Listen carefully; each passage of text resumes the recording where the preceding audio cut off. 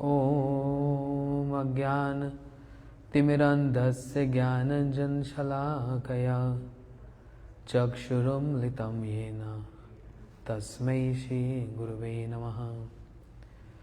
गुरुवे गौरचन्द्राय राधिकायै तदालये कृष्णाय कृष्णभक्ताय तद्भक्ताय नमो नमः। नमो महावदन्याय कृष्ण प्रेम प्रदायते कृष्णाय कृष्ण चैतन्य नामने गौरतुष्वे नमः। हे कृष्ण करुणा सिंधु दीनबंधु जगतपते गोपेश गोपीकांत राधाकांत नमोस्तुते। तप्त कांचन गौरांगी राधे वृंदावनेश्वरी वृषभानुसुते देवी प्रणमामि हरिप्रिये। श्री कृष्ण चैतन्य प्रभु नित्यानंद श्री अद्वैत गदाधर शिवासादि गौर भक्तवृंद। हरे कृष्ण कृष्ण कृष्ण हरे हरे हरे राम राम राम हरे। एक बार जोर से बोलो, हरे कृष्णा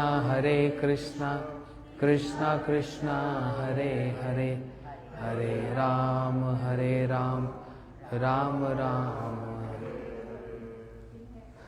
परम मंगल कार्तिक का ये जो महीना, जो अभी 2 दिन ही हुए हैं, ये महीना बड़ा पावन और शुभ और मंगल प्रदान करने वाला महीना, क्योंकि ये महीना सभी मासों में सबसे श्रेष्ठ कार्तिक मास। बड़े बड़े महीने हुए, माघ मास, अग्रहायण मास, फाल्गुन मास, वैशाख, भाद्र, अश्विन, लेकिन कार्तिक मास की महिमा सबसे अधिक इसलिए है क्योंकि कार्तिक का मतलब क्या बताओ। कुछ लोग बोलते हैं गणेश जी के छोटे भाई, कार्तिक का ये महीना है लेकिन ये गणेश जी के छोटे भाई कार्तिक वाली बात नहीं है। ये कीर्तिदा देवी, राधा जी की जो माता जी जिनका नाम कीर्तिदा है, और राधा जी का एक नाम है कीर्तिदा सुंदरी, ये उनका महीना है। इसलिए इस महीने में जो राधा जी की महिमा को सुनता है, जो राधा जी की महिमा को कहता है, उनको वो बल और वो शक्ति प्राप्त होती है जिससे वो कृष्ण सेवा कर पाए। देखो, भगवान की सेवा करना कोई सरल उपाय नहीं है।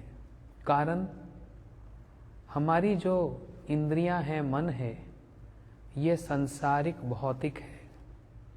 भगवान की जो इंद्रियां हैं ये ट्रांसेंडेंटल, ये चिन्मय है। तो कंपैटिबिलिटी नहीं है। मटेरियल सेंसेस से जो भगवान ट्रांसेंडेंटल हैं उनकी सेवा कैसे होगी? उसके लिए बल की आवश्यकता है। तो एक है क्रिया शक्ति। क्रिया शक्ति मतलब होता है भगवान की समस्त क्रियाओं को करने वाली वो शक्ति। उनका एक नाम है हलादनी शक्ति।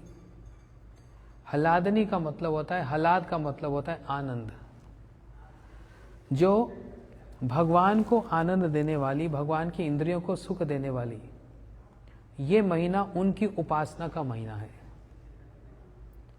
उनकी उपासना ठीक ठीक रूप से यदि की जाएगी इस महीने में पूरा नियम लेकर, तो वो क्रिया, वो बल की प्राप्ति होगी जिससे हम कृष्ण की सेवा या भगवान का सानिध्य, प्रॉक्सिमिटी हम प्राप्त कर पाए। इसलिए इस महीने को नियम सेवा भी कहा जाता है। नियम का मतलब होता है, सब जानते हैं, नियम, रोज एक नियम से भगवान की सेवा करना। हाँ, जैसे कुछ भक्त लोग नियम लेते हैं कि हम रोज 16 माला जप करेंगे। कुछ भक्त लोग नियम लेते हैं मैं 1 महीने तक अन्न ग्रहण नहीं करूंगा। जानते हैं, ऐसे भी भक्त हैं जो कहते हैं मैं 1 महीना अन्न ग्रहण नहीं करूंगा। ये देखो बैठे हैं, पूरा व्रत लिया, 1 महीना पूरा अन्न नहीं लेंगे, फल में ही रहेंगे। ऐसे कुछ भक्त हैं जो दिन में 1 बार भोजन करूंगा या करूंगी। तो हर कोई अपने अपने समर्थ के अनुसार नियम लेते हैं। जो वृंदावन में रहते हैं उनका नियम है, हम रोज वृंदावन की परिक्रमा करेंगे, दर्शन करेंगे। देखो छोटे छोटे नियम है लेकिन बहुत बड़ी बड़ी प्राप्ति कराने वाले हैं। अच्छा, कोई खाने पीने का नियम नहीं कर सकता, कोई बात नहीं, लेकिन एक नियम जो बहुत सरल सीधा है वो किया जा सकता है। वो क्या है? रोज तुलसी जी में जल देना। इसमें कितनी देर लगती है? और एक दिया जलाकर रोज ठाकुर जी की संध्या में आरती करना, ये नियम है। सुबह करो या संध्या में करो, संध्या में ज़्यादा अच्छा है। तो ये है नियम सेवा। ये बिल्कुल छोटी सी सेवा है, लेकिन इसको, इस महीने को दीप दान भी कहा जाता है। हमने दान दिया, किसका? एक दीपक का। लेकिन वो दीप दान बस एक ज्योत जलाने वाला दान नहीं होता, उसके पीछे बहुत बड़ा अर्थ भी है। क्या अर्थ है? दीप प्रज्वलित होता है, एक होता है जलाना, एक होता है प्रज्वलित करना। तो प्रज्वलित का मतलब हम अपने मन को, इंद्रियों को प्रज्वलित करके, जलाकर राधा कृष्ण की आरती उतारेंगे, है ना। ऐसे दीपक से आरती उतारते हैं ना, वो जलता है। ऐसे अपने इंद्रियों को, अपने मन को जलाकर, जलाकर मतलब थोड़ा सा तप करके, थोड़ा से नियम में रहकर उनकी आरती करना। तो ये उसका मुख्य उद्देश्य है। यही कारण कि इस महीने में बहुत सारी और शुभ तिथियां भी आ जाती हैं। इसी महीने में भगवान ने बहुत सारी लीलाओं को किया। कौन कौन सी लीलाओं को किया? सबसे बड़ी है दाम बंधन लीला। दाम बंधन मतलब दामोदर, इस महीने को दामोदर कहा गया। दाम का मतलब रस्सी, उदर का मतलब कमर, जहां पर भगवान जो सीमित नहीं है, भगवान असीमित हैं, कोई बैरियर्स नहीं है वहां। वो भगवान जो कभी किसी के बंधन में नहीं आ सकते।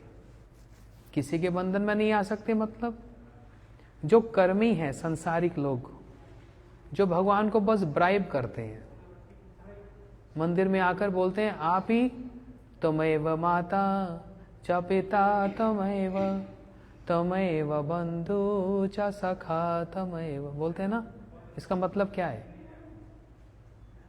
आप ही मेरे माता हो, आप मेरे पिता हो। लेकिन शब्द क्या है? तमेव, आप ही मेरे माता हो, आप ही मेरे पिता हो। ये जो ही है ना, ये बड़ा खतरनाक शब्द है, क्योंकि फिर घर आकर बोलते हैं मेरे भी माता हैं, मेरे भी पिता हैं। तो जो लड़ाई है ना वो ही और भी की है। मंदिर में आकर कहा आप ही माता पिता हो, लेकिन घर में आकर आप भी माता पिता हो, तो यहां गड़बड़ है। लेकिन जब ये मान लिया जाए आप वास्तव में ही मेरे सब कुछ हो, मेरे सर्वस्व हो, उस पॉइंट से भगवान सुध-बुध लेना आरंभ करते हैं। उससे पहले तो स्ट्रगल चल रहा है। जब संसार में और कोई हमको इतना भाता नहीं है, कोई वस्तु इतनी भाती नहीं है, और एक ही वस्तु सबसे अधिक भा जाती है ना। ऐसी भी एक स्थिति आती है ना, जिससे प्रेम हो जाता है ना, लगता है बस जिससे प्रेम होता है वो ही भाता है और कुछ अच्छा नहीं लगता। और वो यदि पास में ना हो, निकट में ना हो, तो सब कुछ फीका फीका लगता है। खाना भी अच्छा नहीं लगता, पहनना भी अच्छा नहीं लगता, बात करना भी अच्छा नहीं लगता। तो ये उसको बोलते हैं भा जाना। तो एक दिन ऐसा स्थिति में आता है जहां पर हमारे गुरुजी और भगवान ही भा जाए। मतलब आपके बिना, आपके बिना हमको अब कुछ भी अच्छा नहीं लग रहा, कुछ भी भा नहीं रहा। अभी तो ये स्थिति नहीं है ना हमारी, अभी स्थिति नहीं है, सच्चाई तो ये है। लेकिन कभी तो ऐसी स्थिति होगी, उस दिन के लिए प्रार्थना की जा रही है इस महीने में। और ऐसे हर वर्ष कार्तिक का महीना पालन करते करते करते करते ये स्थिति आएगी, एक दिन अपने आप ही आएगी। जैसे अगर आप भोजन करते जाएंगे तो शरीर बढ़ेगा कि नहीं बढ़ेगा, और नरिशमेंट होगी कि नहीं होगी, अपने आप ही होगी। बोलना नहीं पड़ेगा शरीर को अब तुम वजन को बढ़ा लो या अब तुम नरिश हो जाओ, ऑटोमेटिकली स्पॉन्टेनियसली होगा ही होगा। ऐसे ही हर वर्ष कार्तिक का महीना याजन करने से, पालन करने से कहना नहीं पड़ेगा, अपने आप ही ये डेवलपमेंट होगी। और फिर अगले साल नेक्स्ट ईयर पुरुषोत्तम महीना भी आ रहा है मिड मई में, 3 साल में एक बार।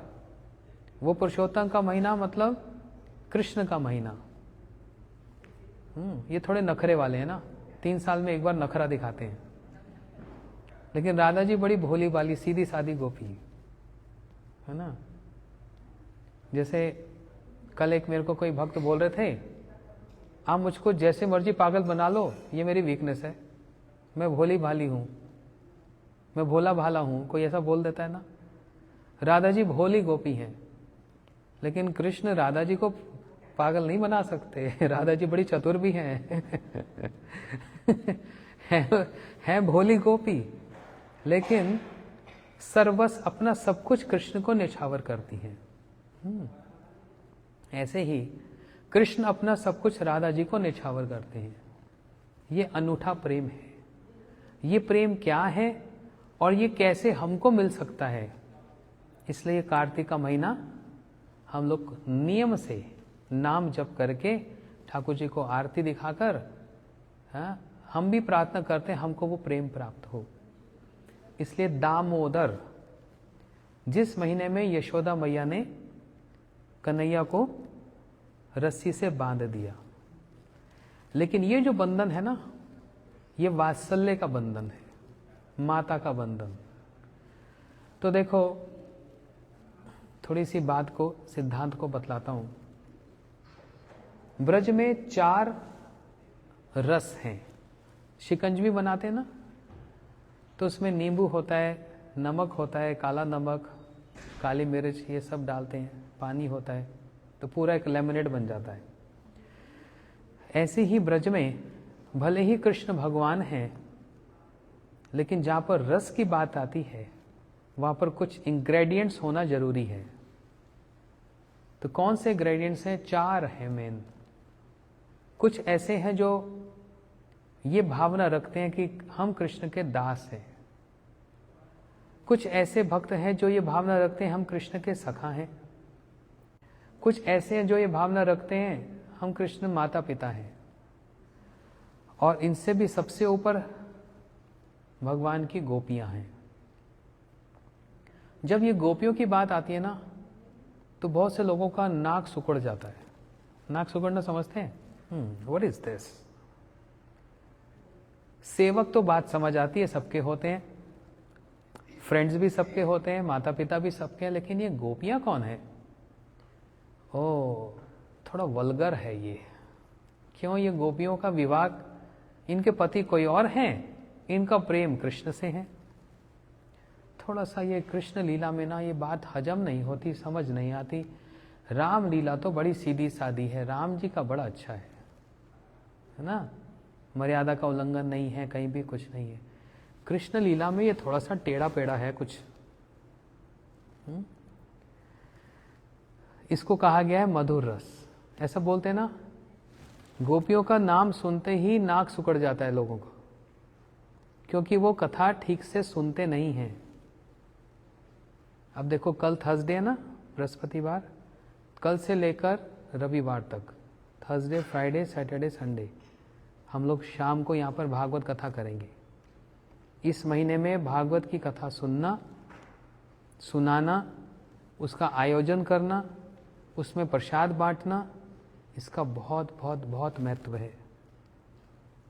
हम कल्पना भी नहीं कर सकते, कल्पना से भी बाहर है कि उसका कितना कितना महत्व है। इस महीने में भागवत कहना और सुनना है ना। आप लोग आना कल संध्या को 7 बजे से 9 बजे तक 2 घंटा होगा। तो उसमें सुनने में आएगा, विशेष रूप से कृष्ण लीला को सुनेंगे। उसमें सुनने में आएगा कि ये ब्रज के ये जो 4 रस हैं, इनमें प्रधान सबसे बड़ा जो है वो माधुर रस है, वृंदावन की गोपियां। तो ये गोपियां हैं कौन? इतनी आसानी से कह दिया जाता है, अच्छा जी देखो पत्नियां किसी और की हैं, प्रेम कृष्ण से करते हैं, अच्छी बात नहीं है। लेकिन अगर यदि पता लग जाए ये गोपियां हैं कौन, तो बात फिर और अच्छे से समझ आती है। अच्छा, आप लोगों ने रामायण सुनी ना? राम जी वन में थे ना। जब वन में थे तो बहुत सारे ऋषि मुनि बैठकर हजारों साल से एक मंत्र का जाप कर रहे थे। कौन सा मंत्र था? कौन सा मंत्र था जानते हैं? जो गुरुजी हमको दीक्षा के समय में देते हैं, इसी मंत्र से भगवान जी को भोग लगता है। यही मंत्र इतना पावरफुल है जो आध्यात्मिक स्पिरिचुअल वर्ल्ड में सब लोग जप करते हैं, और इसी मंत्र का सहारा लेकर कोई व्यक्ति इस संसार से उस संसार तक पहुंच जाता है। इसको कहा गया गोपाल मंत्र, जो गुरुजी हमको दीक्षा के समय में देते हैं। और एक बार ये मंत्र प्राप्त हो जाए तो देख लेना जीवन बदल जाता है ना। इसका एविडेंस ये हमारे भक्त लोग जो यहाँ बैठे हैं, पूछो आरती दीदी से, ये अनुपमा बैठी है और भी माताएं बैठी हैं, जिन्होंने मंत्र प्राप्त किया, ये जब करते हैं जब इसको, उसके बाद इंटरनल जो एक डेवलपमेंट होती है वो कहीं नहीं जा सकती। उसी समय से एक रियलाइजेशन, एक अनुभूति प्राप्त होनी शुरू हो जाती है अपने आप ही, स्वाभाविक, क्योंकि मंत्र बड़ा पावरफुल है। ऋषि मुनि इस मंत्र को जप कर रहे थे। कौन से युग में? उस त्रेता में जब राम जी आए थे। ये कोई आज का कल का पुराना कोई मंत्र नहीं है। त्रेता युग में ऋषि जंगल में बैठकर मंत्र जप कर रहे थे। श्री राम जी आए। राम जी को देखकर मन बड़ा विचलित हो गया और हाथ जोड़कर हजारों ऋषियों ने एक प्रार्थना की, हम आपको एक गोपी की तरह, एक स्त्री की तरह, एक गोपी की तरह आपकी सेवा करना चाहते हैं, है ना। सर्वांग, पूरे अंग से आपकी सेवा करना चाहते हैं। ये कौन प्रार्थना कर रहे हैं? ऋषि मुनि, जो बड़ी बड़ी दाढ़ी वाड़ी बाल केश हैं उनके। इन्होंने इतने समय से, हजारों साल से खाया पिया नहीं है, और दिन में 20-30 बार नहीं, सुबह से लेकर संध्या तक गोपाल मंत्र का जप करते हैं। तो राम जी के सामने प्रस्ताव दिया, प्रपोजल दिया। राम जी ने कहा, देखो हे ऋषियों, जिस भावना से आप मुझको भज रहे हो वो मैं पूरी नहीं कर पाऊंगा, क्योंकि मेरी एक पत्नी सीता जी, मैं एक पत्नी व्रत हूं, मैं और किसी को ग्रहण नहीं कर सकता। लेकिन इतने सारे ऋषियों की भावना का क्या होगा? यही बात समझने वाली है। भगवान मना कर सकते हैं, लेकिन हमेशा के लिए मना नहीं कर सकते। टेम्पररी मना कर सकते हैं। उनको हर किसी के भाव को स्वीकार करना ही पड़ेगा। He is bound. हमारे गुरुजी बोलते थे, एक साधक नया नया अभी भक्ति में बड़ा है, उसके अंदर भी कुछ फीलिंग्स होती हैं, इमोशंस होती हैं। वो भी अपनी फीलिंग्स, इमोशंस को एक्सप्रेस करता है। तो ये नहीं भगवान बस खड़े बंशी बजा रहे हैं और वो निग्लेक्ट कर रहे हैं, इग्नोर कर रहे हैं, और उनको क्या लेना देना हमसे। नहीं, ही इज बाउंड। एक भक्त ने, एक साधक ने आपके लिए बहुत सारी चीजों को छोड़ दिया, त्याग दिया। बहुत सारे संबंधियों को त्याग दिया, क्योंकि अब कोई पार्टी में बुलाता नहीं, क्योंकि अब तो हमने ड्रिंक करना छोड़ दिया, हमने ये खाना पीना छोड़ दिया, कोई हमसे नाता रखता नहीं, क्योंकि हम उनको हरे कृष्णा बोलते हैं, वो हरे कैश बोलते हैं, हम हरे कृष्णा बोलते हैं, इसलिए कोई हमको बुलाता नहीं अब। तो कितनी सारी वस्तुओं को छोड़ देना पड़ता है भगवान के लिए। तो आप सोचते हो कि he is not acknowledging that, वो इमोशनलेस हैं, वो हार्टलेस हैं। जितना बड़ा हार्ट और इमोशंस उनके हैं, इतना बड़ा तो किसी का नहीं है। इसलिए वो कहते हैं आप एक कदम मेरे पास चल कर आओ और मैं 1000 कदम भागता हुआ आपको पकड़ लूंगा। हमारा एक कदम और भगवान के एक कदम के में कितना भी अंतर होगा। ये कही सुनाई बातें नहीं है, ये हमारे सबके जितने जितने भक्त यहाँ पर दीक्षा लिए हुए हैं, माला करते हैं, इनके जीवन में अनुभूति की बात है। हम लोगों को छोड़ो, ये यहाँ के जो जन्म लिए हुए हैं ये लोग, देखो कितना बड़ा परिवर्तन है इनमें, कितना बड़े परिवर्तन है। पूरा महीना अन्न ग्रहण नहीं करेंगे, इतना बड़ा व्रत हम नहीं कर सकते, ये लोग कर रहे हैं। दिन में एक बार भोजन हो सकता है, थोड़ा कठिन हो जाएगा, ये लोग कर रहे हैं। तो ये जो भी भावना हम या ये कोई भी XYZ हम भगवान को करेंगे, वो कभी भी मना नहीं कर सकते। इसलिए उन्होंने ऋषियों की वो भावना को स्वीकार किया, लेकिन उस समय नहीं। किस समय किया? जब वही कृष्ण बनकर आए, जब श्री कृष्ण आए तो ये सारे ऋषि मुनि गोपियां बनकर आई और कृष्ण के साथ उन्होंने रास किया। ये बात क्यों इसलिए बता रहा हूं सब कुछ, इसलिए कि ये महीना दामोदर है, जिसका भी मैंने अर्थ बताया। दाम मतलब रस्सी, उदर मतलब कमर। तो दो ही विशेष रसों में कृष्ण बंधन में आए हैं। यशोदा मैया ने कन्हैया को बांधा, ठीक है, का नाम दामोदर हो गया। लेकिन राधा जी ने भी कृष्ण को बांधा। राधा जी को कृष्ण को बांधने के लिए रस्सी की भी जरूरत नहीं पड़ती, उनकी आंखें ही बहुत हैं उनके नेत्र ही बहुत हैं। उस नेत्र में प्रेम भी है, थोड़ी सी डांट भी है, थोड़ा सा खौफ भी है और स्नेह भी है। ये सारे इमोशंस मिलकर सिर्फ देखने मात्र से ही कृष्ण को वशीभूत कर लेती हैं राधा जी। कैसे करती हैं? अपनी सेवा से सब कुछ कृष्ण को निछावर कर देती हैं, लेकिन बदले में मांगती कुछ भी नहीं है।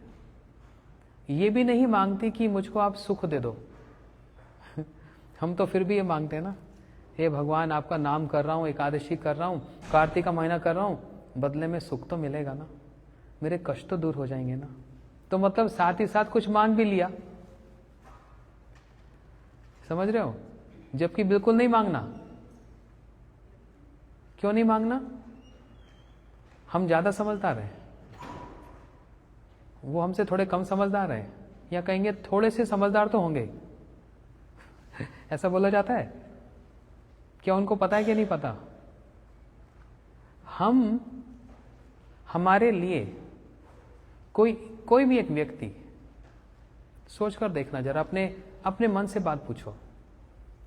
हमारे लिए कोई भी एक व्यक्ति 1 महीने तक खाना पीना छोड़ दे और नियम से हमको कुछ रोज कुछ कहे, तो हमारा भी मन उसके प्रति आकर्षण होगा कि नहीं होगा? हम जो कि एक ऑर्डिनरी लोग हैं, हमारे लिए भी कोई इतना कुछ करे 1 महीने तक व्रत लेकर, तो हृदय तो पिघल ही जाता है। बड़े बड़े कठोर पत्थर जैसे दिल भी पिघल जाता है।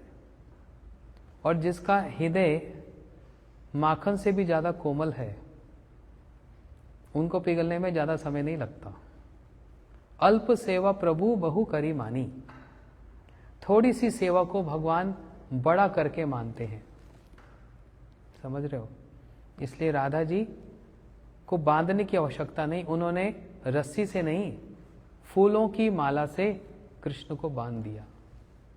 ये जो प्रेम का बंधन होता है ना, ये बहुत बड़ा बंधन होता है। जैसे किसी को हथकड़ी लगती है, हैंडकफ, तो वो लोहे का होता है ना, उसको कोई खोल सकता है? ऐसे बांध देते हैं पीछे, कोई खोल सकता है उसको? इम्पॉसिबल। लेकिन एक और ऐसा बंधन होता है जहां पर हम चाहें तो खोल सकते हैं, लेकिन खोला नहीं जाता। मैं किसी को देखने आईसीयू में गया था, तो यहाँ पर एक पाइप है, यहाँ पर एक पाइप है, पैर में भी एक लगी है, हाँ, और पूरा विटामिन्स जा रहे हैं, दवाइयाँ एंटीबायोटिक्स जा रही हैं, पूरा एकदम आईसीयू में बेचारे पड़े हुए हैं। ये कैसा बंधन है?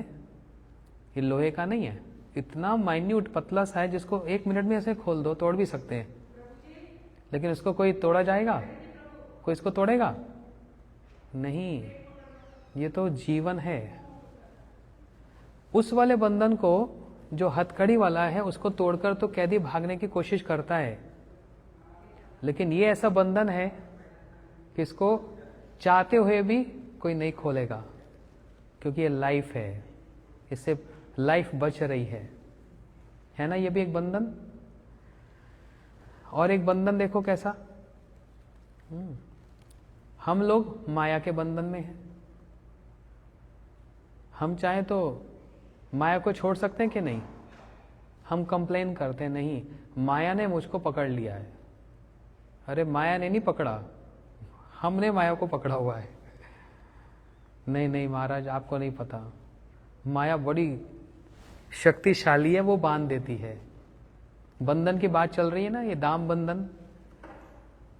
माया शक्तिशाली है, वो हमको पकड़ के रखी है, बंधन में रखी है। अरे नहीं जी, माया का इतना समर्थ नहीं है, हमने माया को पकड़ रखा है।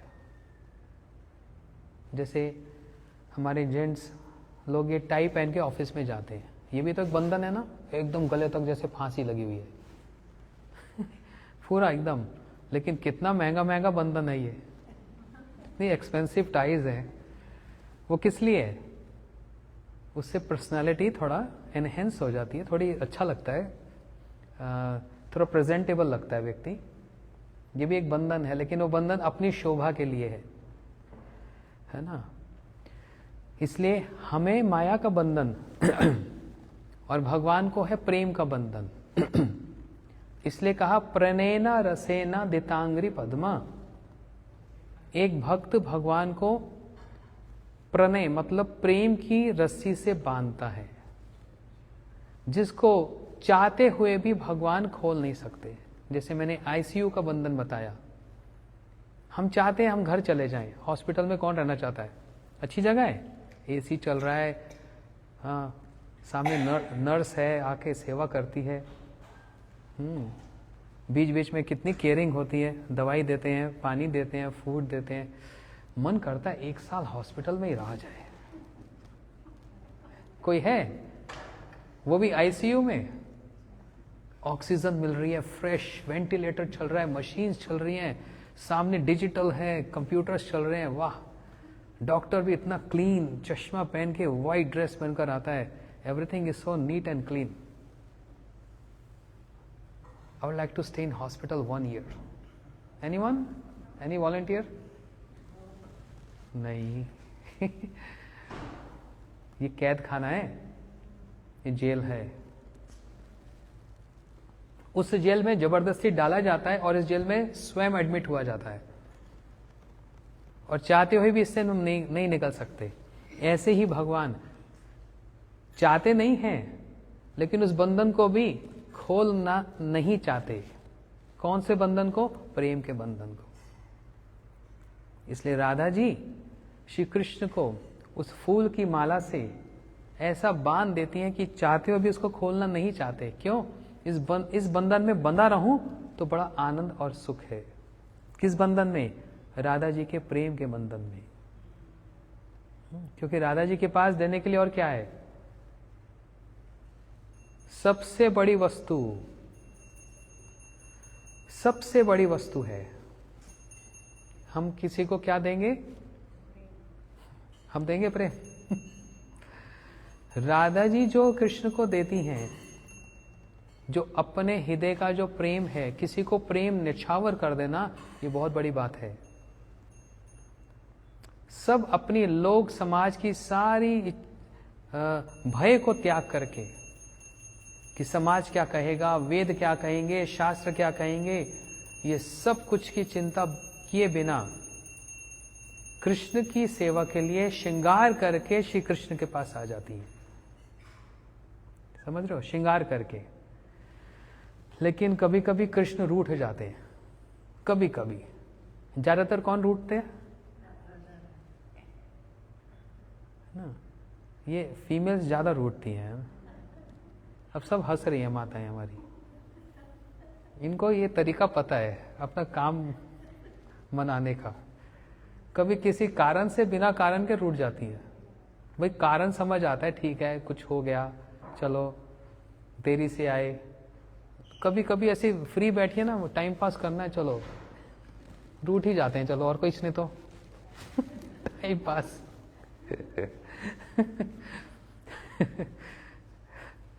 राधा जी सबसे ज्यादा मान करती है, मान समझते हैं ना, रूठती हैं।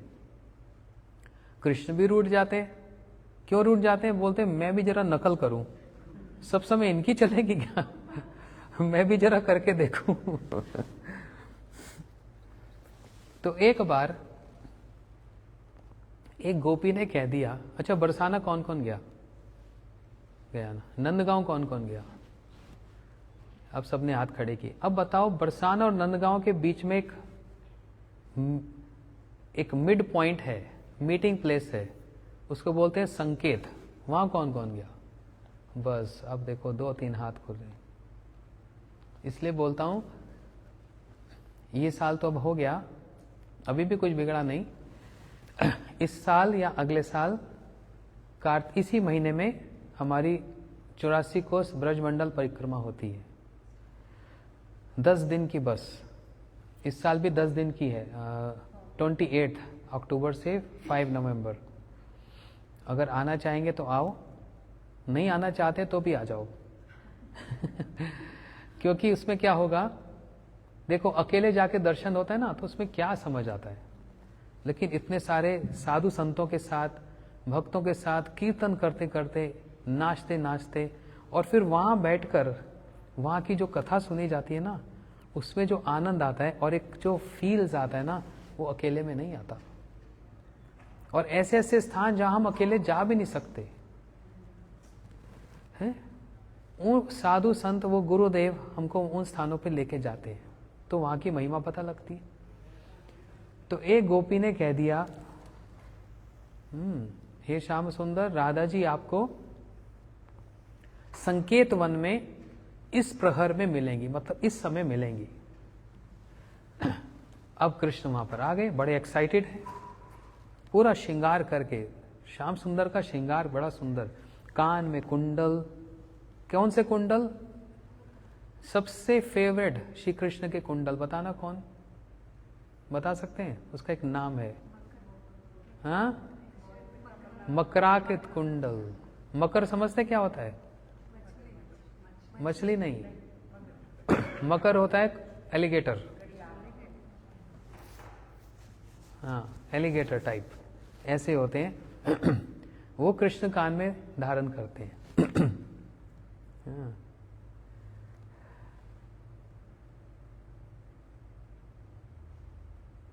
पुरानी एक घटना याद आ गई। अभी हमारी दीक्षा भी नहीं हुई थी। हम वृंदावन की गलियों में ऐसे ऐसे भटकते थे, तो ये कथा सुन ली एक दिन भागवत जी में। श्री कृष्ण मोर पंख धारण करते हैं और उनके कुंडल का नाम है मकराकृत कुंडल, मकर के कुंडल। तो उनको बड़े प्रिय हैं, और जो उनको प्रदान करता है, कृष्ण भी अपने आप को उनको प्रदान करते हैं। सीधे साधे थे, अभी ज्यादा कुछ पता नहीं था, भागवत में कथा सुन ली। अब वृंदावन में तो भागवत कथा होती रहती है। तो मैं और मेरे गुरु भाई, हम दोनों सोचने लगे, पैसे तो जेब में है नहीं, कुछ थे नहीं जेब में पैसे, खाने के पैसे भी नहीं थे। गलियों में घूमते थे, तो पैसे तो है नहीं, लेकिन ठाकुर जी को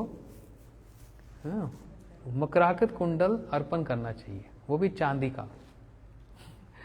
अब वो कितना महंगा होता था उस समय। हमने इधर फ़ोन किया, उधर फ़ोन किया, इधर से भिक्षा ली, उधर से भिक्षा ली, उधर से भिक्षा ली, उधर से भिक्षा ली, सबसे भिक्षा लेकर जैसे तैसे चांदी वाले के पास गए। बोलते ये जो ठाकुर जी हैं इनके लिए मकराकृत कुंडल ये चाहिए। तो बोलते कब तक चाहिए? मैंने कहा कार्तिक में पहनाने हैं इसी महीने में। बोलते समय कम है जी, दिवाली पे बहुत काम होता है। हमने कहा नहीं, कार्तिक पूर्णिमा जो पहला दिन है उसी दिन। तो जैसे तैसे उसके पांव पकड़ लिए, कह रहा अच्छा बना दूंगा, भगवान की बात है। तो बड़े सुंदर मकराकृत कुंडल दिए। तो लेकर हमने वहाँ पर एक ठाकुर जी हैं, सप्त दिवाले हैं, उनमें से एक उनको हमने ये अर्पण किए। तो बहुत सी बातें हैं, क्योंकि कुछ अनुभूति की बातें, रियलाइजेशंस कहीं नहीं जाती, क्योंकि this is like a bottle of perfume. उसका ढक्कन खोल दो तो एवेपोरेट हो जाता है फिर वो तो आगे की बात नहीं बताऊंगा, लेकिन इस पर विश्वास करना, जो ठाकुर जी को मकराकृत कुंडल अर्पण करता है, सच में भगवान उसको छोड़ते नहीं है, छोड़ते नहीं है। छोड़ने का मतलब आप फील करेंगे इसको, आप अपने आप फील करेंगे, मेरे को बोलने की जरूरत नहीं है इस चीज को। ये बहुत बड़ी सेवा है ठाकुर जी को। एनीवे, तो श्री कृष्ण श्रृंगार करके वो मकर कुंडल, मोर पंख, सिर पे पगड़ी, उस पे मोतियों की झालर, गले में मोतियों की माला, हाथ में सुंदर सुंदर कड़वा, और इधर बाजूबंद, कमर में किंकनी, चरणों में नुपुर, पूरा एकदम श्रृंगार करके। क्यों? संकेत वन में राधा जी से मिलना है, तो ऐसे थोड़ा चले जाएंगे रैंडमली थोड़ा जाएंगे, पूरा आउटफिट एकदम श्रृंगार करके गए। पूरा श्रृंगार। अब यहां पर भी एक बात है, देखो श्रृंगार करके क्यों गए क्या ये कम सुंदर है कि इनको श्रृंगार करना पड़ेगा? भाई आप लोग मेकअप करते हो, खैर दूसरी बात है, तो श्रृंगार करते हो सुंदर होने के लिए, भगवान को श्रृंगार करने की जरूरत नहीं है। तो पता है किस लिए श्रृंगार करते हैं? अपनी शोभा को, सुंदरता को छिपाने के लिए। हम आप श्रृंगार करते हैं अपनी सुंदरता को बढ़ाने के लिए, वो श्रृंगार करते हैं शोभा को छिपाने के लिए। क्योंकि बिना श्रृंगार के यदि कृष्ण का दर्शन हो गया तो कोई खड़ा नहीं रह सकता, बेहोश होकर गिर पड़ेगा, ये इतने सुंदर हैं। तो वो नहीं चाहते कि मेरे को देखकर पीछे एम्बुलेंस चले और कोई गिरता चला जाए तो इसलिए वो श्रृंगार करके अपने उस रूप को छिपाते हैं। भूषणम भूषणम अंगनम, उद्धव जी ने इस बात को कहा वो आभूषणों की शोभा बढ़ जाती है कृष्ण के अंग से लगने पर, समझ रहे हैं तो श्रृंगार करके कृष्ण पहुंच गए। राधा जी अभी तक आई नहीं, तो आज इनको एक मौका मिल गया। बोलते हैं रोज रोज इनका होता है मान, आज तो हमको अच्छा अवसर मिल गया, आज तो मैं भी मान करूंगा। अब बैठे हुए हैं, प्रतीक्षा कर रहे हैं, राधा जी आई नहीं, और प्रतीक्षा, तो मान भी बढ़ता जा रहा है और रोना भी आ रहा है रोना भी आ रहा है। दूर से फिर राधा जी आती दिखाई दी। आए तो बस मुंह मोड़ लिया। कैसे मुंह मोड़ लिया? बिल्कुल इमिटेट कर रहे हैं जैसे राधा जी करती है। राधा जी का तो नेचुरल होता है, इनका अननेचुरल इमिटेशन मुंह मोड़ लिया बिल्कुल वैसे ही। तो राधा जी ने कहा, हे श्याम सुंदर, बोलते बात मत करो हमसे, इतनी देर से मैं ये प्रतीक्षा कर रहा हूं, क्यों एक गोपी के द्वारा ये कहलवाया कि मैं यहां पर मिलूंगा? बोलते मैं तो समय पर ही आ रही थी, तो फिर विलंब क्यों किया, देरी क्यों की? बोलते मैं क्या करती, अपने पति को संभालने में समय लग गया है ना। राधा जी का, ललिता जी का, विशाखा जी का, जितनी सखियां हैं सबका विवाह हुआ है ना। ललिता जी के पति जी का नाम क्या? ये होशियार बैठी हैं सब यहाँ। राधा जी के पति का नाम क्या? अभिमन्यु, ठीक है। तो बोलते मैं घर से निकली, पूर्णिमा की रात थी, अभी भी देखा मैं सुबह सुबह आज हरि नाम कर रहा था 4 बजे, आकाश में कैसा पूर्ण चंद्र और ऐसे चंद्रिका आती है, ऐसा लगता है। और घर में भी इनके सामने वहां पर एक ऐसी लेक, ऐसा लगता है जमुना जी के पास बैठे हैं। बड़ा अच्छा लगता है हरि नाम वहां पर करते करते। हाँ, तो इतना सुंदर वहां पर वातावरण। पूर्ण चंद्र, जब पूर्णिमा होती है तो राधा जी कौन से रंग के वस्त्र पहनती हैं? व्हाइट, सफेद रंग के। क्यों? व्हाइट में व्हाइट मर्ज हो जाता है तो कोई देख ही नहीं सकता। राधा जी का रंग भी कैसा है? व्हाइट, गोल्डनिश व्हाइट, और पहन ली और व्हाइट, और चंद्र की चंद्रिका भी चमक रही है, तो कोई देख भी नहीं सकता, क्योंकि उसमें व्हाइट व्हाइट मर्ज हो जाता है। और व्हाइट में कोई डार्क कलर पहन लो तो तुरंत दिख जाएगा। तो राधा जी ने कहा, श्याम सुंदर मैं क्या करती, पूर्ण चंद्र है, चंद्रिका बह रही है, मैं श्वेत रंग के, सफेद रंग के वस्त्र पहन के जो निकली, इतने में बादल आ गए। बादल आ गए, उन्होंने चंद्र को ढक दिया। अब बादल आ गया मतलब अंधेरा हो गया ना। अंधेरे में व्हाइट कलर पहनो तो मैं तुरंत घर भागी और जाकर फिर मैं काले रंग के वस्त्र पहनकर आई, क्योंकि आपको रिझाने के लिए, प्रसन्न करने के लिए श्रृंगार तो पूरा करना बनता है ना। श्रृंगार किस लिए कर दिए? श्याम सुंदर को प्रसन्न करने के लिए। इसलिए मैं वो सफेद वस्त्र छोड़कर फिर श्याम वस्त्र धारण करके अब आपके पास आई हूं। तब भी फिर कृष्ण सोचते, मन तो प्रसन्न हो गया सुनकर कि मेरे लिए इतना कुछ किया, लेकिन फिर भी थोड़ा सा नाटक करना है।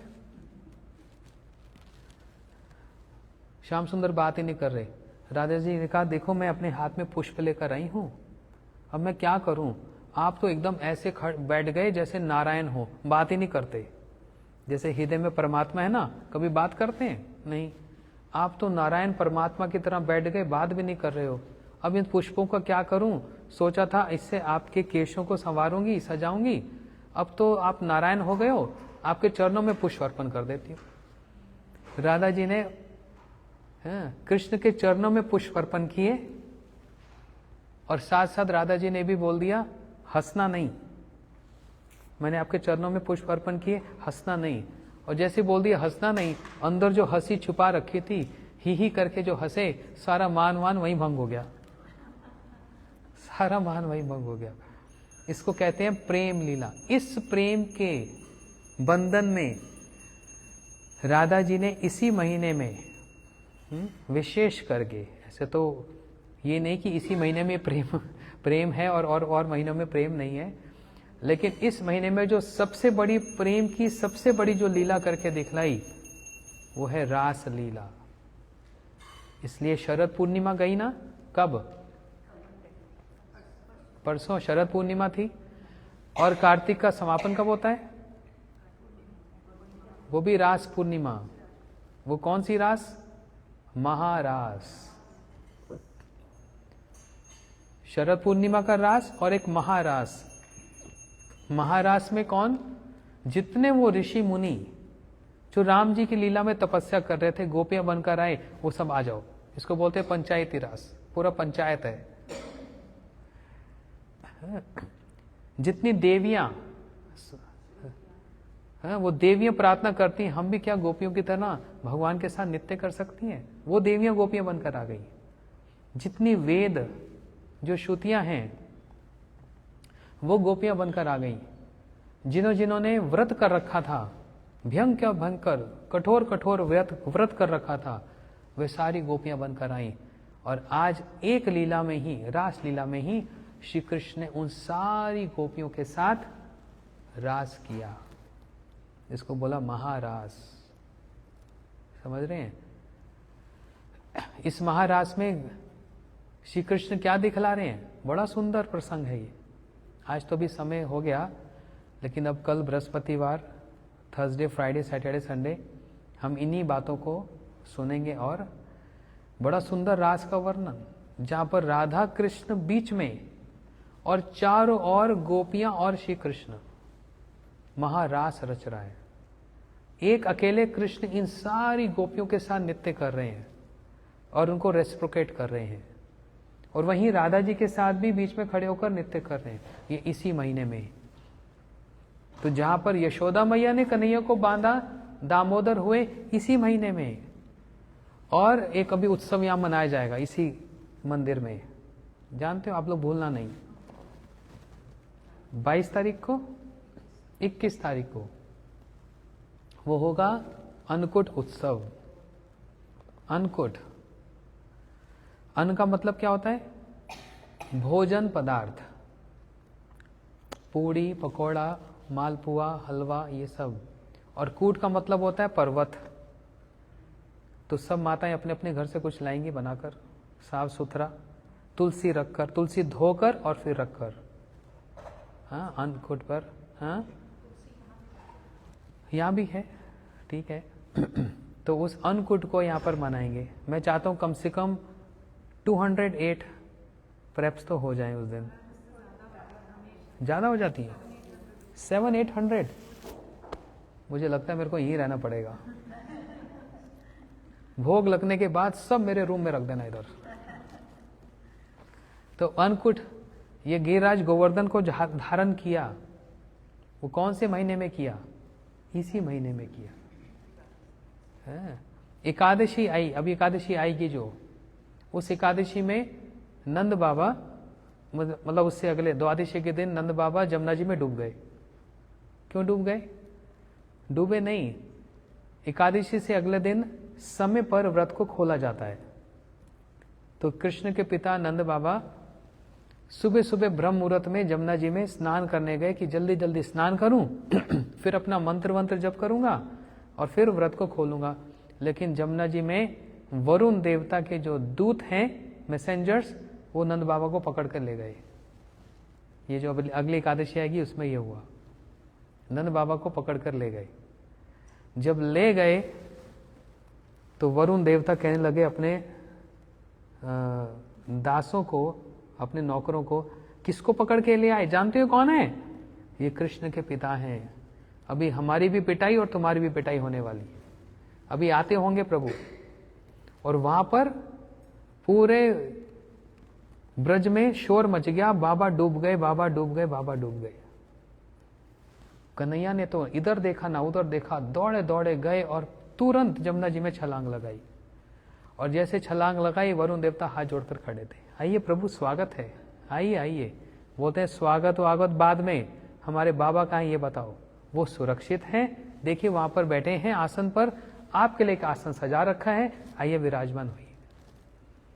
तो वरुण देवता हाथ ऐसे करते करते करते कन्हैया को ऊंचे सिंहासन पर बिठाया, आरती उतारने लगा। नंद बाबा दूर से आंख फाड़ फाड़ कर कर देखने, कन्हैया हैं? पानी में भी तुम्हारी इतनी पूजा होती है? ये पानी के जो महंत जी हैं, पानी के गुरु जी, ये भी तुम्हारी इतनी पूजा करते हैं? नंद बाबा के तो जैसे बोलते हैं ना, छाती फूल जाए। लेकिन देखकर ये विश्वास नहीं हो रहा कि कृष्ण भगवान है, ये विश्वास नहीं कृष्ण भगवान है, लेकिन ये देखकर कि मेरे पुत्र की कितनी यहां पर पूजा हो रही है। जब पूजा वूजा हो गई, कन्हैया ने दूर से नंद बाबा को देखा और जाकर जो गले से लगे, बाबा चलो वापस चलें। वरुण देवता ने कहा हमको क्षमा करना, ये मेरे मूर्ख, ये जो सेवक है ना, मूर्ख है, बेवकूफ, इनको नहीं पता था, गलती से ले आए, क्षमा करना। जब जाने लगे तो हमेशा क्या होता है, जब कोई बुलाया जाता है, जब कोई जाता है तो उसको कुछ दक्षिणा देनी पड़ती है, नियम है। तो वरुण देवता के पास तो बहुत दक्षिणा थी, मतलब हीरे मोती जवाहरात जल में होते हैं, और नए नए वस्त्र ये कन्हैया को अर्पण किए, नंद बाबा को अर्पण किए। ये देखकर जब कन्हैया नंद बाबा को लेकर आए ना, अब होता है ना घर में कोई बीमार हो जाए तो सब लोग हालचाल पूछने आते हैं। इतने लोग बाबा का हालचाल पूछने हैं, बाबा क्या हुआ था, पैर फिसल गया था, हर कोई पूछने आए। और नंद बाबा तो एक ही बात रिपीट, जैसे टेप रिकॉर्डर होता है ना, अरे कल का मत पूछो, कल तो मैं जमुना में क्या कूदा, वहां पर मैंने देखा वो जल के जो गुरुजी है ना, ऐसे बोल रहे हैं, जल के जो महंत जी है ना, मेरे लाला कन्हैया की पूजा कर रहे थे। देखकर बड़ा आनंद लगा है। क्या दृश्य था, आहा हा, क्या आरती उतारी जा रही थी, दंडवत पे दंडवत हो रही थी। नंद बाबा तो ये बात बोल रहे हैं, जितने कन्हैया के सखा ना, ये सुनकर कि कन्हैया ऐसा लगता है तूने बाबा को वैकुंठ दिखा दिया, तो कन्हैया हमको भी वैकुंठ दिखाएगा। कन्हैया ने कहा हाँ चल, तुमको भी वैकुंठ दिखाऊंगा। तो वहां पर जो बूढ़ी बूढ़ी थी ना गोपियां, वो कहने लगी बच्चों, वैकुंठ जाने का समय अभी तुम्हारा नहीं है, वैकुंठ जाने का समय तो हमारा है। तो कन्हैया क्या हमको भी वैकुंठ दिखाएगा? तो कन्हैया ने बोला दादी तू भी चल। बोलते हैं लाला एक बात बता, ये सुना है क्या बिना मरे तो स्वर्ग भी नहीं मिलता, तो कहीं मरना तो नहीं पड़ेगा? कन्हैया ने कहा ना, मरना वरना नहीं पड़ेगा, मैं आप सबको वैकुंठ दिखाऊंगा। तो चलो, एक इसी में एक खेल हो गया। हाँ, तू चल और मैं चल, सब चलेंगे सब चलेंगे। और वहीं पर कन्हैया ने सबको कहा इस कुंड में, ब्रह्म सरोवर में डुबकी लगाओ। जैसे डुबकी लगाई, कहां पहुंच गए? नहीं, वैकुंठ भी नहीं, वैकुंठ का बाहरी प्रकोष्ठ, एक्सटर्नल आउटस्कर्ट्स, जहां पर श्री कृष्ण का जो तेज होता है, जैसे भगवान के अंदर से फुलजेंस निकलता है ना, उसको ब्रह्म ज्योति बोलते हैं। जिस ज्योति में योगी लोग लीन होना चाहते हैं, है उस ब्रह्म तेज में देखकर सारे ब्रजवासी उनके क्या बोलते हैं, जैसे हिंदी में कंठ अवरुद्ध हो गया, चोक्ड, वो चोक्ड होने लगे। और वहीं पर कृष्ण बैठे हैं, श्रुतियां उनकी स्तुतियां कर रही हैं, पूजा कर रही हैं, उपासना कर रही है, लेकिन ब्रजवासियों का कंठ चोक्ड हो रहा है। क्यों? ये वो स्थान है जहां पर ऋषि योगी लोग उपासना करते करते करते करते थक जाते हैं और उस ब्रह्म में लीन होना चाहते हैं, लेकिन जो भक्त हैं उनको ये ब्रह्म में लीन नहीं होना, उनको ये अच्छा नहीं लगता, उनको प्रिय नहीं है, उनको भगवान की सेवा करना ही सबसे अच्छा लगता है। और ये तो वृंदावन के वासी ब्रजवासी, ये तो सेवा प्रवीण ही है, इनको सेवा को छोड़कर और कुछ नहीं चाहिए।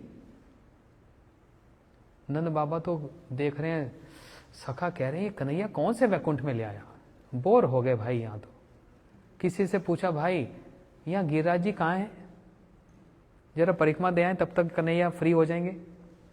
तो बोला कि भैया यहाँ गिरिराज जी नहीं है। क्या गोवर्धन नहीं है? अच्छा, तो जमुना जी में एक दो डुबकी लगा लें। जमुना कहाँ बहती है बताओ? बोलते यहाँ जमुना भी नहीं है। बोलते कन्हैया चल वापस चल, ये बेकार का स्थान है, ना जहां पर जमुना हो और ना जहां पर गिरिराज जी हो, उस स्थान का कोई मूल्य ही नहीं है, उस स्थान का कोई मूल्य नहीं है। इसलिए वृंदावन धाम अपार, जहां पर जमुना जी भी बहती हैं और जहां पर गिरिराज गोवर्धन भी है। ये दो वस्तु यदि ब्रज धाम से सबट्रैक्ट कर दी जाए तो ब्रज धाम में क्या बचा फिर? और ये दोनों ही कृष्ण लीला की साक्षी है। साक्षिणी दान के लिए श्री गिरिराज गोवर्धन जो आज भी विराजमान हैं, राधा कृष्ण की लीलाओं के साक्षी हैं। जमुना जी जो आज भी बहती हैं, राधा कृष्ण लीला की साक्षी हैं, है ना। ये एविडेंस दे रही हैं, इन्होंने समस्त उन लीलाओं को देखा हुआ है। तो सखा कहने लगे कन्हैया चल चल वापस चल। तो वहीं से फिर कन्हैया सबको वापस ब्रज में लेकर आए। बोलते कन्हैया कितना बेकार था स्थान, वैकुंठ कितना बेकार, हमको वैकुंठ ना चाहिए। इसलिए हमारे ये जिस दिन गोवर्धन पूजा होगी ना, वो ब्रज में एक भजन गाते हैं, कहते हैं ब्रज त्यज के ना जाऊं, क्या है ये वाला नहीं है भाई, रुक जाओ। गिरिराज वास मैं पाऊं, गिरिराज वास मैं पाऊं,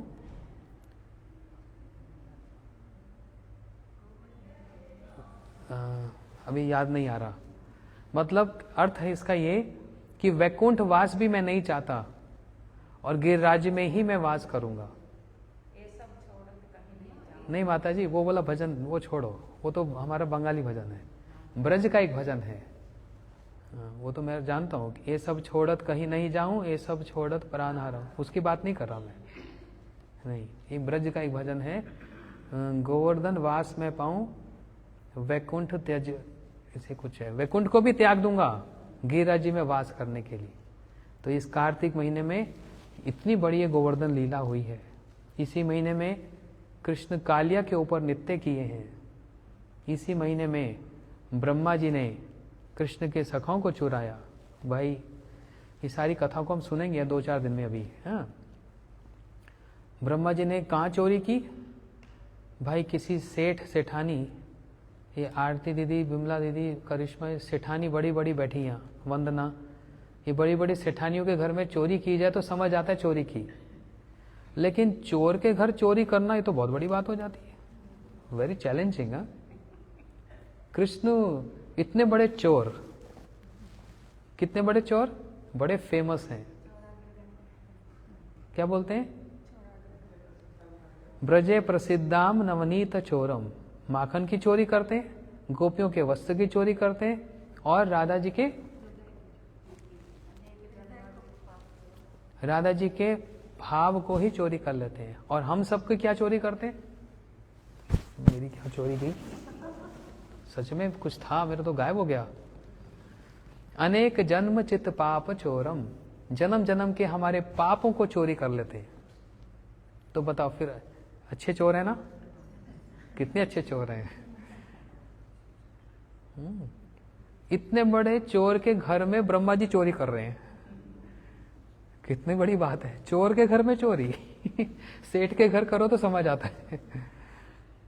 वो भी सब लीला इसी महीने में हुई। तो ये महीना बड़ा पवित्र पावन महीना है। आप सब लोग प्रयास करो, मेरा समय हो गया, आप सब लोग प्रयास करो, रोज नियम से माला जप करो। मिनिमम 4 माला। देखो 4 माला की एक ग्रंथि होती है, उसको बोलते हैं वन नॉट। जो 16 नहीं कर सकते बोलते हैं दिस इज टू मच, 2 घंटे हम नहीं निकाल सकते, तो एटलीस्ट 4 पूरा नियम के साथ। कुछ भी हो जाए, 4 में करके सोऊंगी। आपके इस स्ट्रगल को, इस मेहनत को भगवान बड़ी जल्दी एक्नॉलेज करेंगे। जो 16 माला करते हैं, 32 करते हैं, या फिर ये जो हमारे 2-4 भक्त हैं, आरती दीदी, विमला दीदी, लोग जो 64 माला करते हैं, तो अब 100 करना इस महीने में, ठीक है? 100 माला करना। करिश्मा आप करेंगे ना 50? ये 50 करेंगे रोज नियम से, ठीक है? और चलो छोड़ो।